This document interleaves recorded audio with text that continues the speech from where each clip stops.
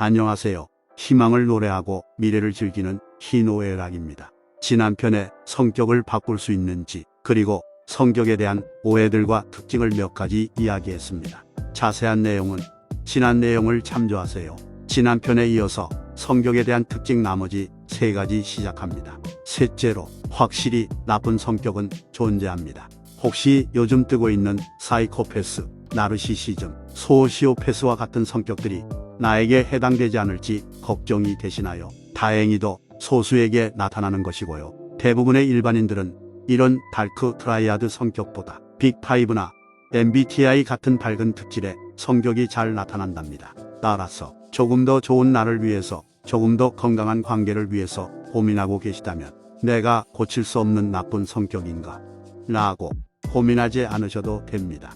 넷째로, 나를 정확히 알고 자기 자신을 수용하세요. 우리는 필요에 따라서 일정 부분은 성격을 바꿀 수도 있고, 나중에는 그 성격이 편안한 나의 성격으로 굳어질 수도 있답니다. 그러나 분명히 바뀌지 않는 부분도 존재해요. 그렇기 때문에 자신의 성격을 바꾸려고 하는 분들은 사실 내가 누구인지 알고 나를 받아들이는 것이 가장 먼저 필요합니다. 여러분이 10대라면, 20대라면 아마 내가 어떤 사람인지 열심히 찾아보는 과정 중에 있을 것입니다. 그리고 나답게 살기 위해서 이 과정은 너무나도 필요해요. 나답게 산다는 것은 자기 중심적으로 산다는 것을 의미하지 않아요. 그러니까 나는 원래 이런 사람이니까 이렇게 해도 될까 정당화되지 않는다는 거예요.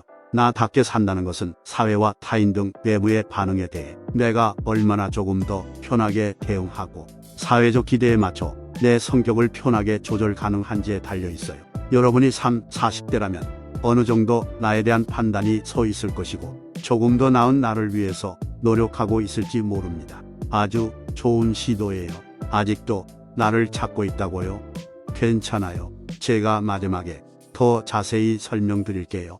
50대 이상은 많은 경험으로 내게 맞는 성격을 만들어 왔기에 그 성격이 편하실 겁니다. 그래서 성격을 바꾸기보다 좋은 대인 관계를 위해서 인식 변화를 하셔야 할 때도 있을 것입니다. 마지막으로, 나를 너무 깊이 찾아 들어가지 않는 것도 필요합니다.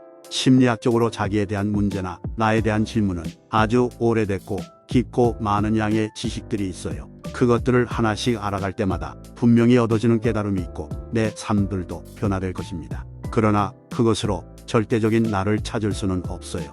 왜냐하면 우리는 나라는 존재로만 살아가지 않고 가족 안에서, 학교에서, 직장에서, 시민으로서 상황마다 다른 역할과 의무, 다양한 가치를 겸비하고 살아가기 때문이죠. 그래서 어느 정도 나에 대한 이해가 끝났다면요, 그것에 더 시간을 쓰고 골몰할 필요는 없어요.